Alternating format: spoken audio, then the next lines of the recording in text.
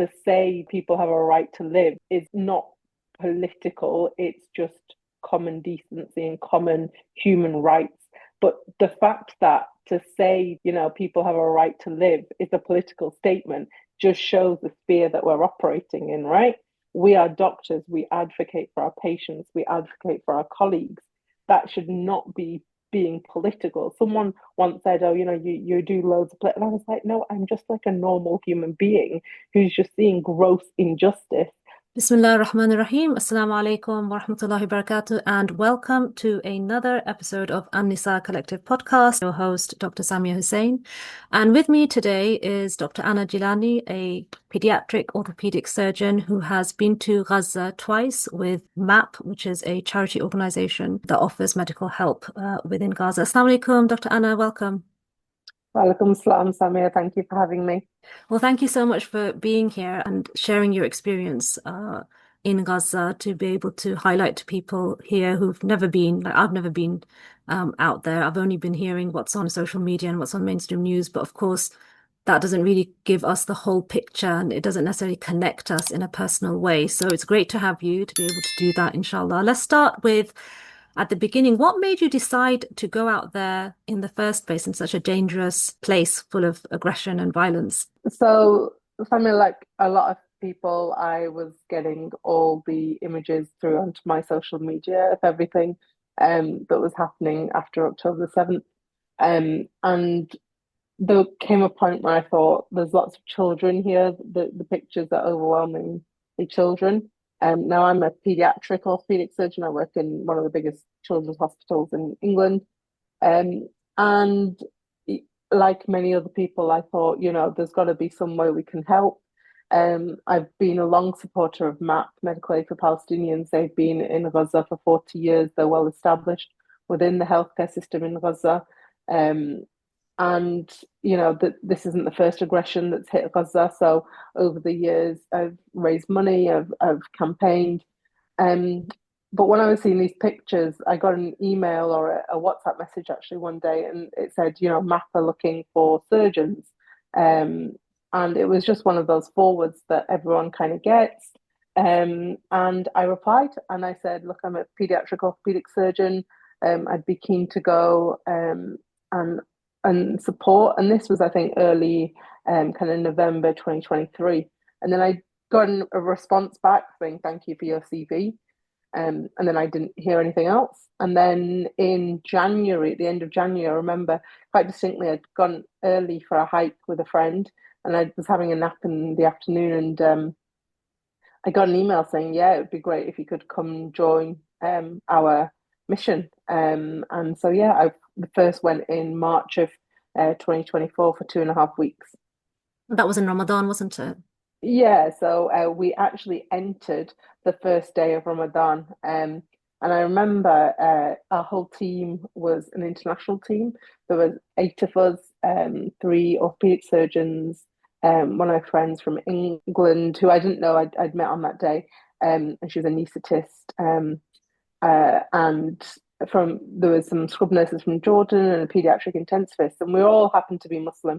I mean, MAP takes anyone; it's not just Muslims, but that team just happened, all of us, to be Muslim. And I always remember in Cairo praying our Fajr namaz together as a team, and we had to say Surah Ikhlas because we were running late, so we had to make it short. So and we all prayed together, and we opened our first roza, our first fast at the Rafah border in Palestine.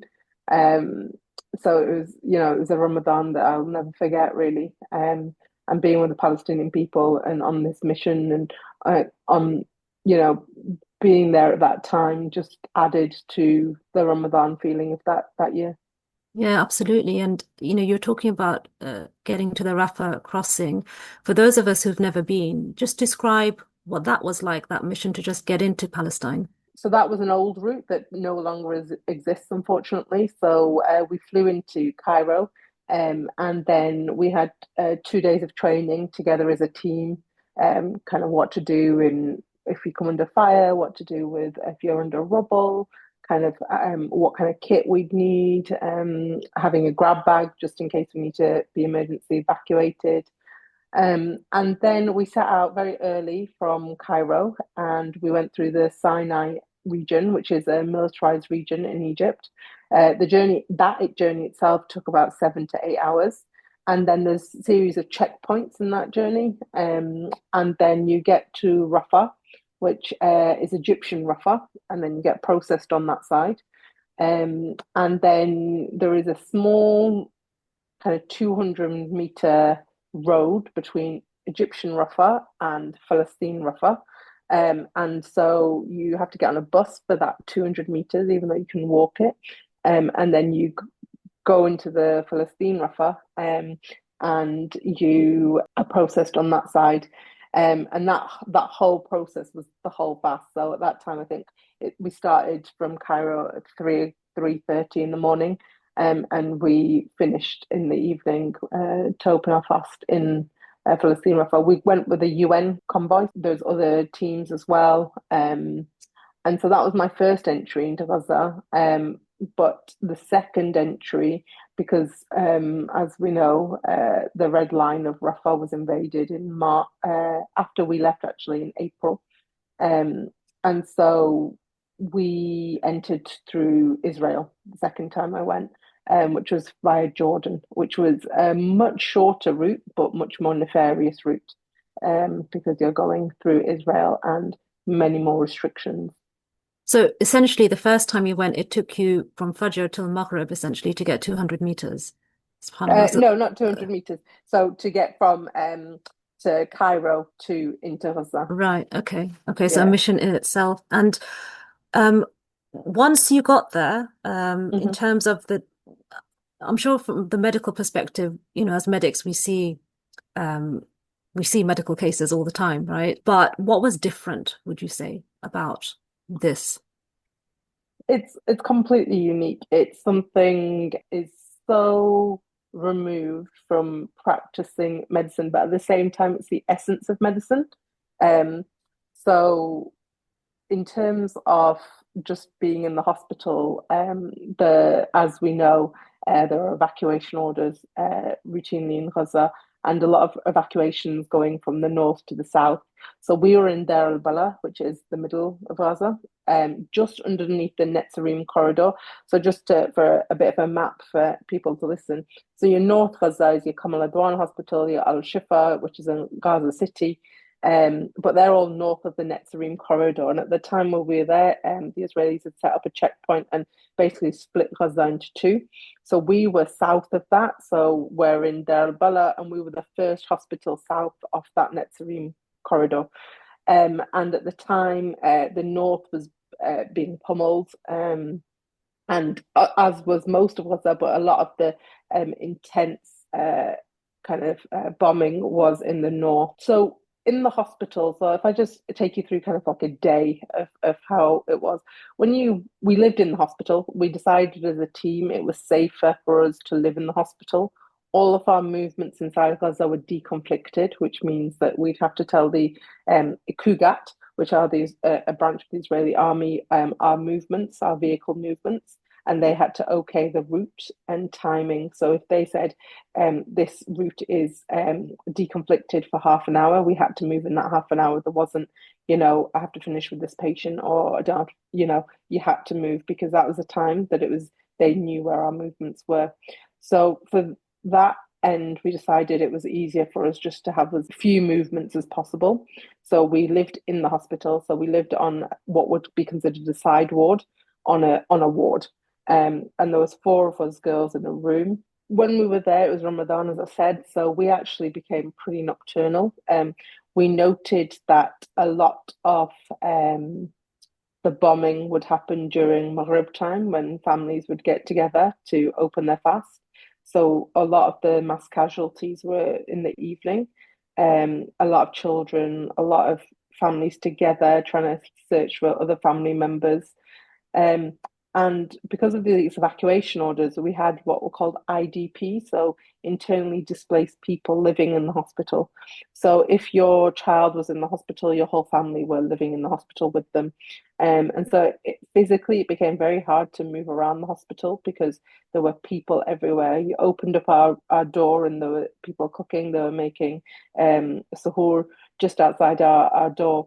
So I think the overwhelming amount of people we saw, and you'd have a patient who'd have an external fixator on, and next to them someone's cooking rice, and so infection control and things like that were really, really difficult, and it was overwhelming because we'd walk around and you have to identify yourself. So we were wearing these, you'll see medical workers always wearing kind of a waistcoat, fisherman jacket, and people would just come and be like, "Can you treat my family member? Can you treat my family?" Like they try, because there was no system of organization. It was just chaos. But in that, you felt that you were doing good work in terms of, when you work in the NHS or in England, sometimes your admin tasks become so high. We get into a kind of a routine of life, whereas there you were, it was mass casualty after mass casualty. It was treating patients that really needed to be treated. It was overwhelming. It was tiring, but also I have to say, like, our tiredness is nothing compared to our Palestinian colleagues who have been doing this for, you know, 21 months now. At that time, it started October intensely, and my colleagues would tell me that in the first month they were putting something like 50 to 60 external fixators on per day, per Mm. day. Mm. There were times when there was no water in the hospital. There was times when there was no electricity in the hospital. There was one night we were, and I've spoken about it intensely. We were operating. It was probably 10, 11 p.m. and a bomb hit very close to the hospital, and all the lights went out. All of our equipment fell. Um, we were in the middle of operating. We had a patient on the table, and we all kind of looked at each other, and it was like wind has taken you. So you're stood there, and it just feels like a strong wind has come. All the doors opened, and we all just looked at each other, and then we were like, right, well, we better just continue operating, because we had someone on the table. But and then that night, because of how close and intense that bombing was, there was no oxygen in the hospital. So we went to ICU to manually bag mask the patient. I think now I reflect back and look back is absolutely crazy. But at the time, like, the Palestinians get on with it, so you get on with it. Uh, something everyone always asks me is like, "Were you scared?" And I honestly can say I wasn't scared. Um, you're there for a purpose, and you do your purpose, and in the hospital, you just felt that you're one with them, and you were doing what needed to be done.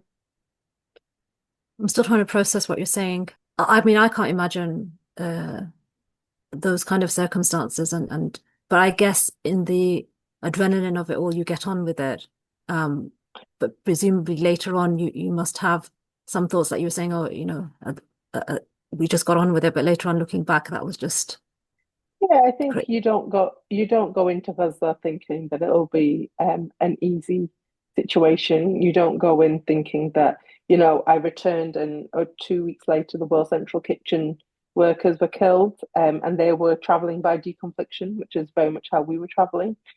You go in and you have a mark on your back, Mm. but so does every Palestinian, right? And so, like, what makes us better or more precious to what makes me as a daughter more precious to my mum than their children? And I think that that's the essence of having being a doctor and a healthcare worker, is that you treat everyone um, with kind of no hierarchy, and you treat everyone who needs it. And I always say to people, I was like, if God forbid anything happened to us here, we would want other people to come and help us, right? Mm. You want that, so why should we not go and help others? Mm. Just because we're worried about our own safety, Mm. you've got to rationalize that as well. You talked about how, being marked. I was watching a talk recently by Dr. Abu Sittan, who was talking about how a healthcare professional is much more likely to be targeted, but I think 2.5 times more likely. Did you have that feeling when you were there with your Palestinian colleagues? Did they feel that they were more likely to be targeted? So I think it's interesting because I've been twice. So the first time, which was the March time that I'm talking to you about mainly, um, I don't think we felt that because I think the patterns weren't there yet of how they've systematically gone from hospital to hospital and attacked hospitals. When I was there in March, the Shifa complex came under siege for the second time. And I think that was when we all thought, because they'd entered Shifa in December or November of the year before, and then they entered it again and besieged it for 5 days. And I think at that time, because we had a lot of patients and doctors who escaped from Shifa, who, because we were the next hospital, who came to Alexa, and at that time it felt like they're annihilating Shifa. And one of the doctors who's an intensivist at Shifa and is one of the most renowned intensive cares doctors in Gaza said, you know, if you take out Shifa, you take out the beating heart of Gaza, and that's what they did. They methodically took out Shifa. I think then in March it dawned upon us that healthcare workers were becoming targeted. I was working with a guy called Rami. He was an anesthetic ODP, and then the next day, we other colleagues of mine were operating on Rami. He was coming to work. He was wearing scrubs. There was a bombing close by. He went in to see if he could help, and he was sniped and shot 6 times. And then he died second day, and we'd worked with him the day before. And you know, then I met people, colleagues, friends now, who said that they were working in Shifa, and when Shifa was raided the first time, when they were ordered to leave, they were beckoned because they were wearing scrubs, and they were taken illegally. They were detained. My friend, he was in detention for 52 days. He was tortured, he was abused, all of the things that have been well documented now. He has given testimony at the UN about his detention at Sertaman and Offa prison. And he said he was beckoned because he was wearing scrubs. The second time when I went back to Gaza, and I was at Nasser Hospital for a month, that was in September of 2024.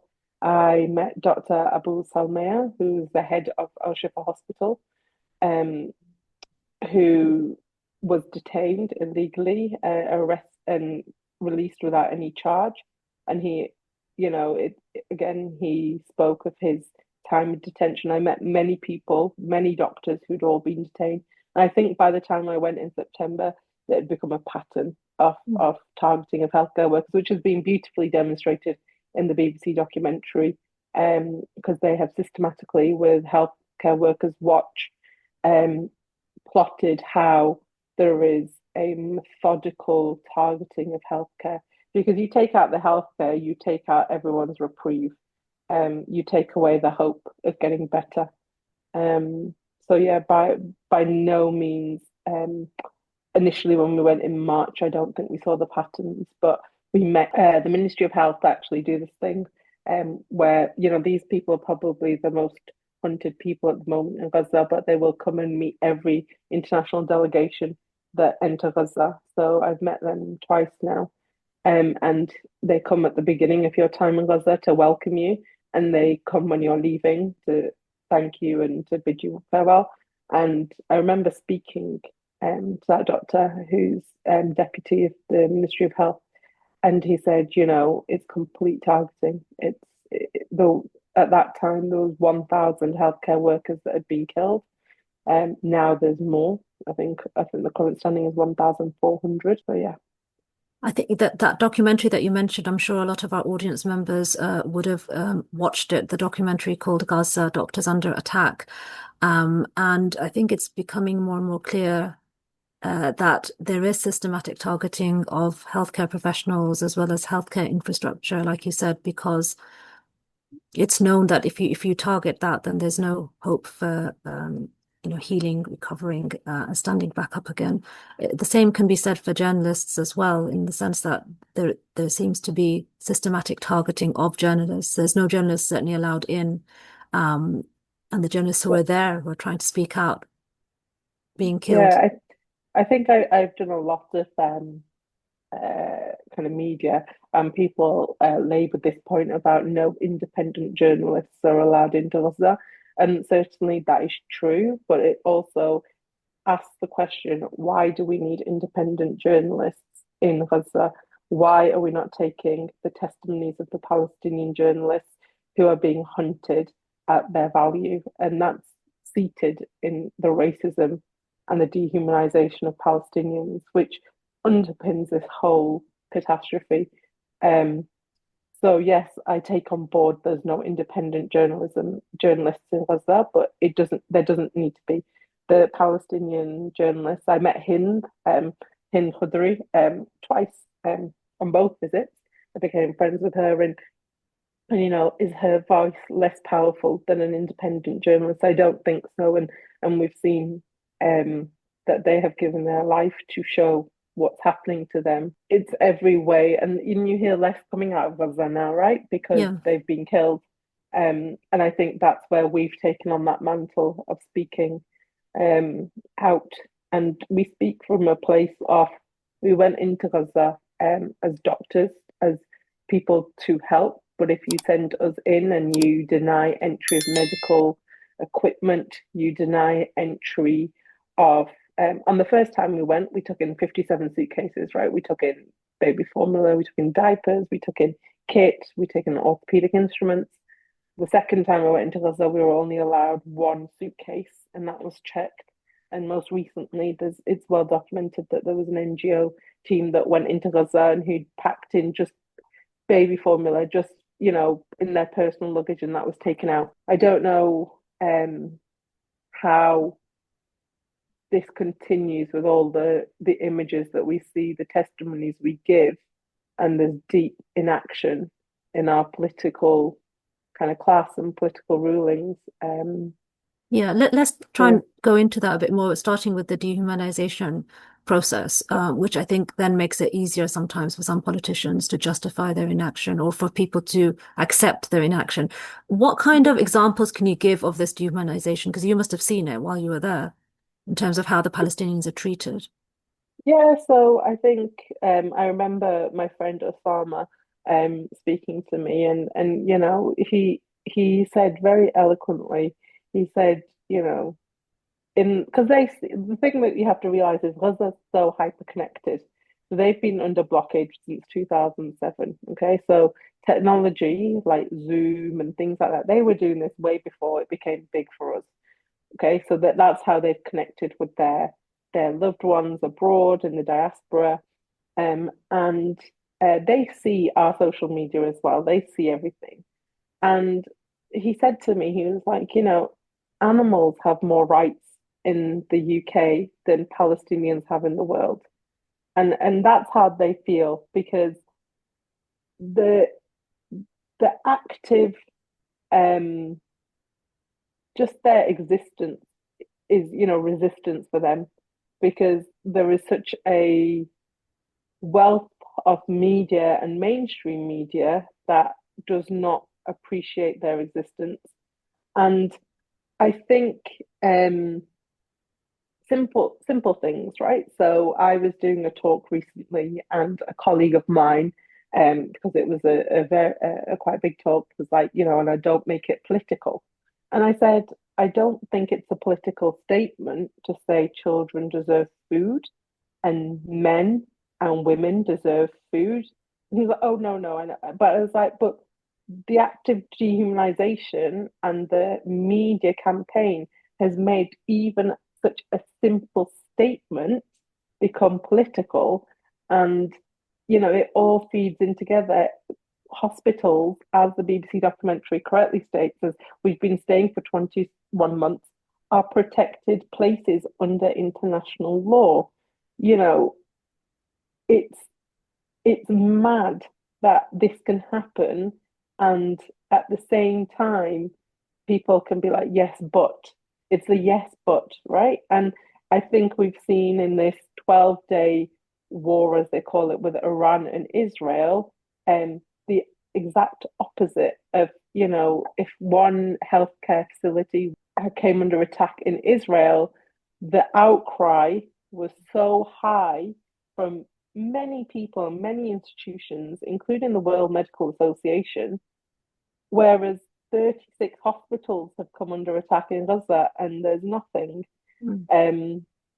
Or there is a clarification. And this comment of the Hamas run Ministry of Health, it's in the title, it doesn't matter who runs the Ministry of Health.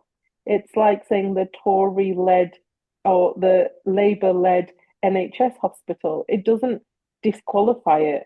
Um, and I think when you open your eyes to it, you realize the language that is used is the most important thing. It's not about actions, it's not about it, it's the language. It starts with that. Even calling it a conflict is, a war. It's not a war. There's no two sides to this, you know. So I think we have to be really, as going forward as people who want to be voices for the Palestinian people, who want to advocate for the Palestinian people, we have to be careful about the language that we choose and critique that language, right? Sometimes we get it wrong, and it's okay to say we got it wrong, but we have to critique and be open to the fact the way that the media bias is not for this, it is to quieten our voices rather than amplify them. I think, that the double standards and the hypocrisy is becoming more and more obvious with time. There is stark differences in terms of how the Palestinian side is described as opposed to the Israeli. Yeah, and the one thing that I would say is prior to October 7th, what we'd been seeing in our country was the hostilities with Russia and Ukraine. And the NHS set up a scheme in my own hospital where we accepted Ukrainian patients too much, and we should have. That's the right thing to do. That is absolutely the best thing. They deserve their cancer treatment, they deserve their care. They are also fleeing persecution, right? How many hospitals did you see have the Ukrainian flag outside their establishments? And then suddenly we can't even have a fundraiser for Palestine. And the NHS so far has accepted zero patients from Gaza unless they are privately brought into the country, which a charity has managed to do. But there was no scheme, there was no visa scheme to bring people into this country. And the I think the massive differences between the treatment of the same situation of persecution and people kind of escaping from that was stark. The fact that this is unraveling and ordinary people with certain professions like medics have now become increasingly politicized because from your journey and your experience, you're highlighting the fact that it was more than just offering help. It opened eyes as to what's actually going on and how there are double standards, how there is hypocrisy, how there is political factors that are shaping the situation, a very unfair situation. Let's talk about that side. So in terms of politicization of doctors, presumed because you're in the network of doctors who've been out there, you've now established friendships with doctors from Gaza. How politicized are people becoming in terms of their thinking and also in terms of the actions that they're taking? Look, I don't think in terms of politicizing, it might be the correct way of looking at it. We're just being normal humans, right? Like that's the thing. Like anything I've said is not political, it's just common decency and common human rights. But the fact that to say these, people have a right to live is a political statement just shows the sphere that we're operating in, right? We are doctors, we advocate for our patients, we advocate for our colleagues. That should not be being political. Someone once said, "Oh, you do loads of," and I was like, "No, I'm just like a normal human being who's just seeing gross injustice." But you are right in the sense that there is a political there has to be a political solution from this. And that's where we're going kind of beyond what you'd think, because we are people who take histories for a living, right? Histories, examinations, and find a diagnosis and give an outcome. And we can see that we're taking histories, we're examining what's happening, and we cannot find a solution, and we cannot find a way to treat this situation, because there's no amount of orthopedic surgery I can do if the child on the other side does not have food and does not have water and does not have clean situations to live in and to heal. And why do they not have food? Okay, because there is a blockade on food. And why is there a blockade on food? And so you go back, you take all the steps back, and then you realize that all of these answers are in political means. Yes. And so that is why, as a person, I can sit and I can donate to these charities, and I would, wholeheartedly. MAP does brilliant, brilliant work in Gaza, like many other charities.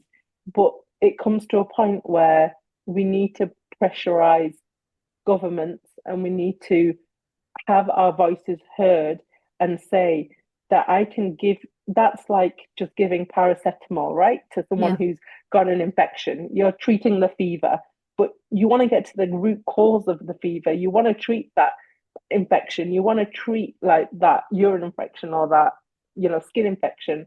It's not just good enough just, saying, okay, we'll just mask the symptoms. You need to, or the signs, you need to get to the bottom of it. And the bottom of it is rooted in politics.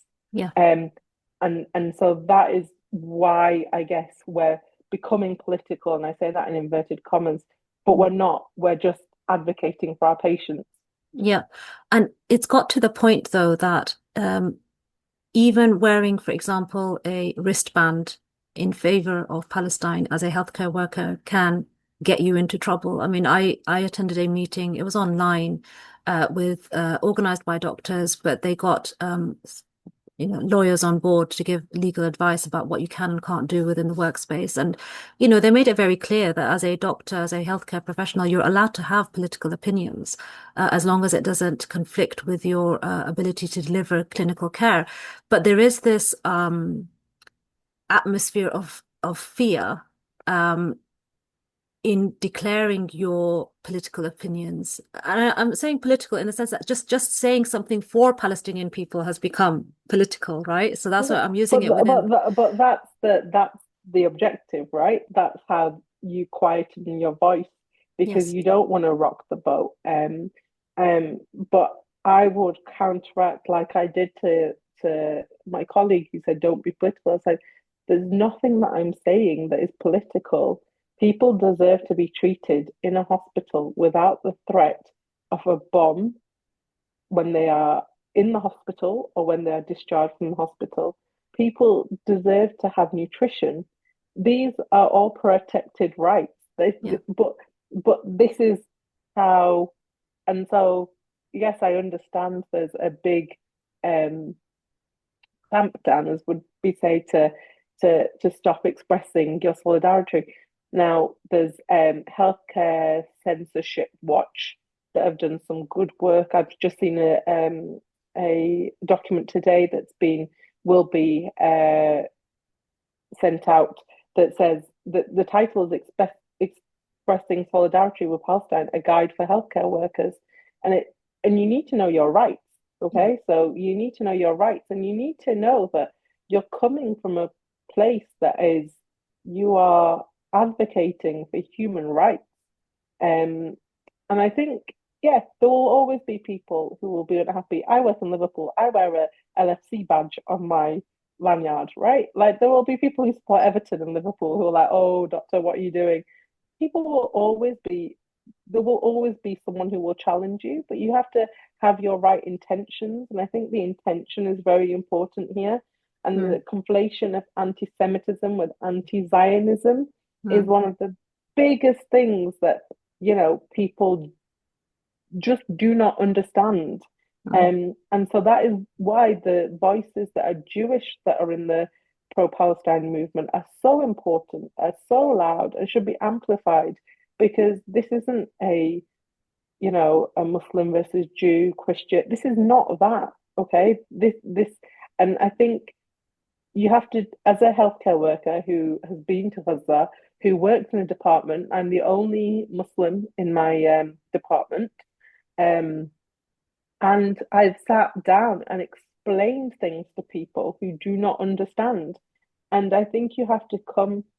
I heard this really good phrase from someone recently. You have to bring people into your circle and into your thinking rather than berate them for being outside.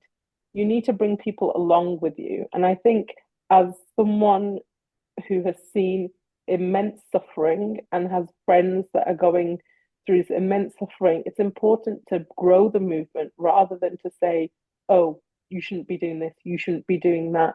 You should be like, well, what do you not understand about this? And bring people along. And if you do Mm. that, your voice is so much more powerful than someone who says, oh, why are you drinking Coke? Like, you shouldn't be drinking Coke. Like that's not the way. Yeah, yeah. And I think there has been increasing, awareness and then this pushback. So, for example, even with the recent BMA stance on, cutting ties with the Israeli equivalent organization. I mean, what are your thoughts on that as a way forward? Well, I think it's really important that our medical institutions do stand and take a stand because they have historically taken a stand. So I don't understand why it's taken so long for stances to be made. Um, and I think the BMA have really led the path in that. I'm so proud of them. And if you have a look at what they've stated in kind of their mission statement, it's nothing radical. It's nothing that Yeah. someone would, it's should have a ceasefire. People should be able to be treated in a hospital. The targeting of healthcare workers is against international humanitarian law. So people who have failed to make statements and people who have failed to call out what this is because of partiality or impartialities, I should say, I think history will not judge them kindly Mm. because, you know, we have to look at us as people who are Muslim as well, okay, and people who belong to organizations. And we have to think of what our role is. And also, if you've watched the BBC documentary, there is an Israeli whistleblower doctor who says Yes. that he has watched essentially torture because he's watched people without consent having procedures with no anesthetic. And that person is a whistleblower in a society that has dehumanized people or patients enough that that's okay. He stood there and he even says, I'm an accomplice. So, you have to put out your stall. I think it's really important. You have to say, this is not what I stand for. Um, and yeah, I think it's so mental seeing the discourse, and it's so crazy listening to the talk when you've been there. And I am like, I am treating a child who has had a sniper shot to them, who has got burns that I've never seen in my whole entire life, and yet people could not come out and say this is wrong. You make it, mashallah, may Allah preserve it in you. You make things sound so normal and so like, yeah, of course, matter of fact. And it's very refreshing to hear because I think sometimes people are so absorbed in the atmosphere of fear. The fact that, for example, even Palestine action is now prescribed, right? So people feel like, you can't even you have to be very careful choosing like who you support publicly. And there is this climate of fear that has consumed a lot of people. And there you are, mashallah, just saying it very normally that, this isn't anything radical. This is just normal. We're just calling for basic human rights. And what is wrong with that? And you're absolutely right. That is what we should be doing as decent human beings. And, even from the basis of our faith of being Muslim, like it's a duty for us to call out, what we're seeing is wrong. Um, uh, but yet I do meet a lot of people out there who will only kind of try and limit themselves to do what is within, let's say, like a comfort zone. So the basis isn't necessarily what's right and wrong. It's like, within this comfort zone, which doesn't necessarily then allow for progress to happen in terms of, liberating, for example, Palestine, which is obviously the political solution. Like this is why we're seeing everything that we're seeing, is because it's under occupation. And there's, Mhm. a colonialist, expansionist state, that's showing aggression. So what I mean, what words would you say to people to really add to this voice, to make that more powerful, to support work that's going on, political work that's going on towards, m- showing that Palestinians are also human. Palestinians also deserve the same basic rights that everybody else as a human being deserves. Um, that we need to break through these mental shackles, I would say, because they're not necessarily existent in reality, but mental shackles, um, to be able to go beyond comfort zones, and like you were saying, be that voice. What kind of words would you say to encourage people to be able to do that? Yeah, so that's very much about bringing people in rather than excluding them. And I think that starts with the people who are speaking loudly. You have to be encouraging, you have to make it a safe space for people. And we have to accept that some people will not go beyond their comfort zone. Some people, they will do what they can and hope that this problem goes away or this ends. Um, but we are all answerable. And, as a practicing Muslim, and my faith has, deepened so much since I've been to Gaza twice because I see their faith, right? And I see their pain and yet they are withstanding and they don't lose hope. And I think that's the biggest thing. Like we have never been closer to liberation of Palestine than we are currently. Mm. Even the average person now, I always say this, like, if 10 years ago someone said to you, I'm going on holiday to Israel, I don't think many people would like, twitch at that or be like, okay. Some people will because, they know the history. But I now think if you said, oh, I'm going on a holiday to, or, I'm eating a sabra hummus or whatever, like, someone would be like, oh, but do you know, like, what's going on? Like, what's happening? And so, you can't push people out of a comfort zone. People will only find it within themselves. It's like you can't tell people to go to Gaza. They will find it in their heart to do it. But I think you have to make that space an open space, a non-judgmental space. And I think you have to realize that we will all, we will all of our deeds that we do are written down and we will all be liable and we will all face judgment for our deeds that we do. And if it is in your heart that you speak for oppressed people because you know that this dunya or this life is just temporary and what you do, you know, can make a difference, even to one person, that's enough, right? It's like the story of the guy who lit a candle outside the White House every day to protest. And he said, I don't light it so they see it. I light it for my own humanity and I light it for my own conscience.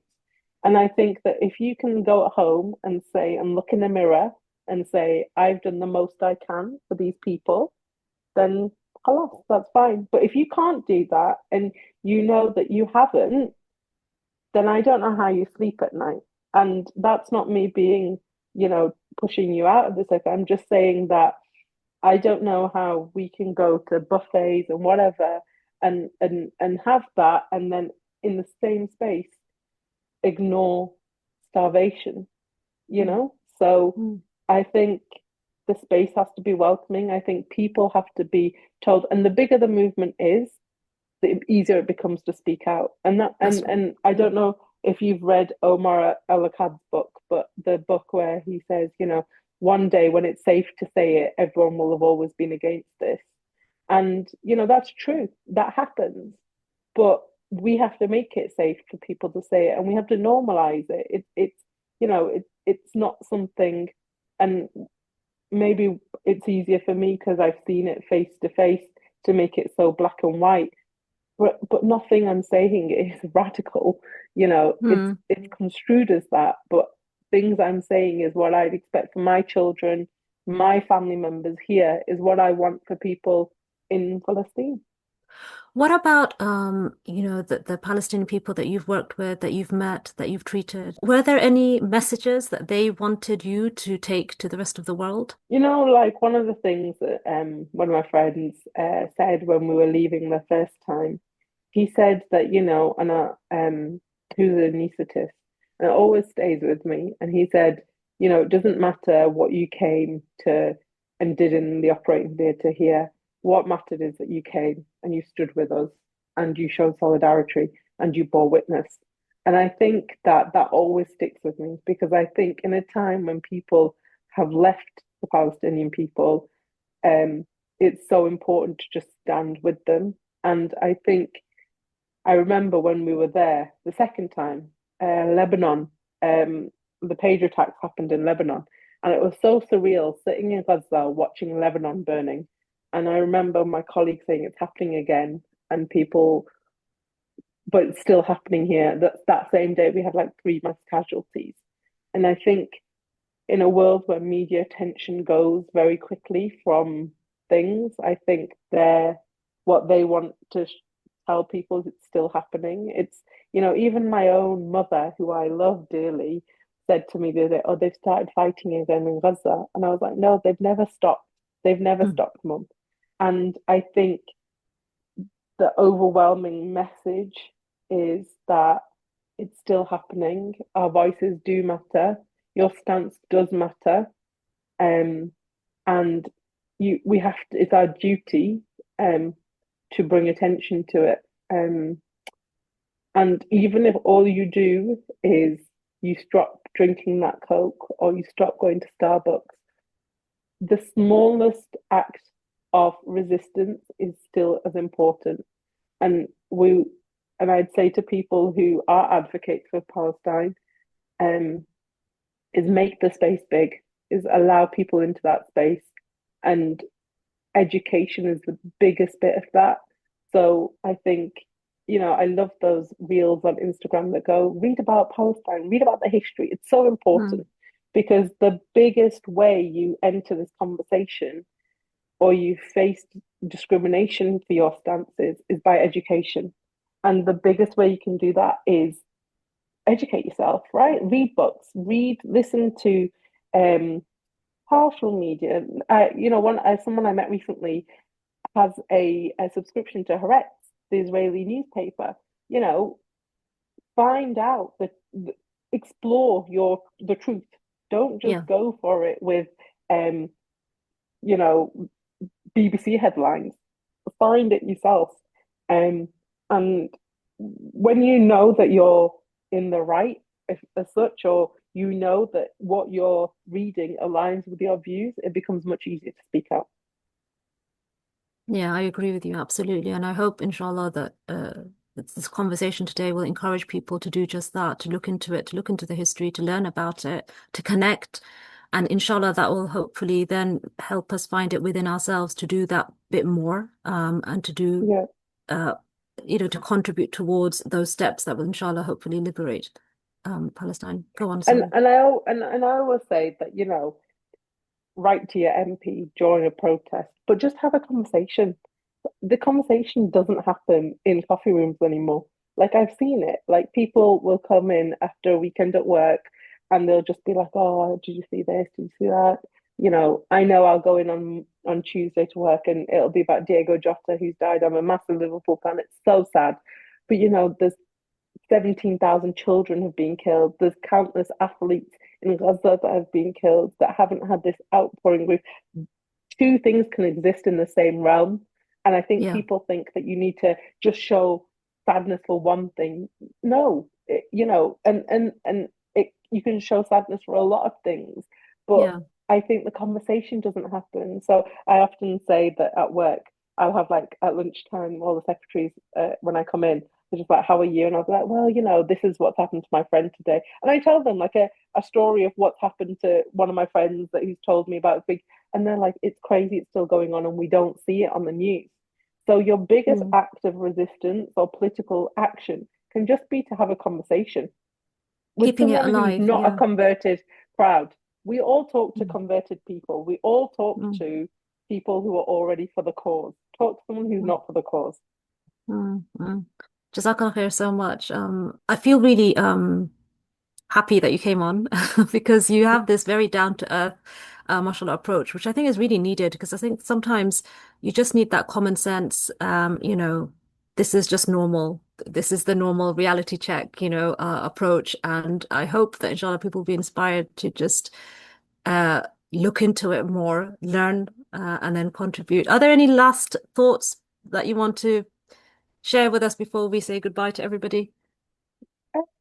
So I think it's been really lovely speaking to you, Samia, and it's I'm so honoured that you've asked me to come and speak to you.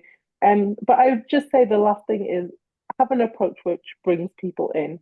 Don't exclude people. I think that's the biggest thing because people who are excluded will then lose interest, motivation.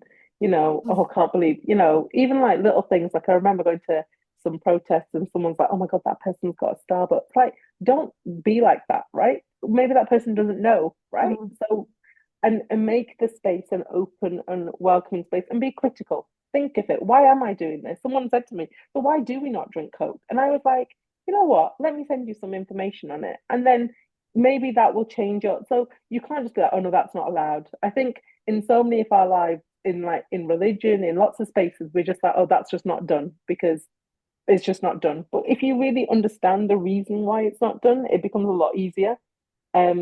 And yeah. so make the space open and welcoming. Jazakallah khair so much. Thank you so much, Dr. Anna, for being here. It's been a pleasure talking to you. So we're going to say goodbye, inshallah. I hope that the audience takes away a lot of positive things from this and takes it forward, inshallah, to help the cause of liberating Palestine. Inshallah, I hope that one day in our lifetime we get to see a free and liberated Palestine, inshallah. Ya Rab. Inshallah, inshallah. Jazakallah khair. Barakallahu feekum. Assalamu alaikum to you, Dr. Anna. Assalamu alaikum to our audience. Until next time.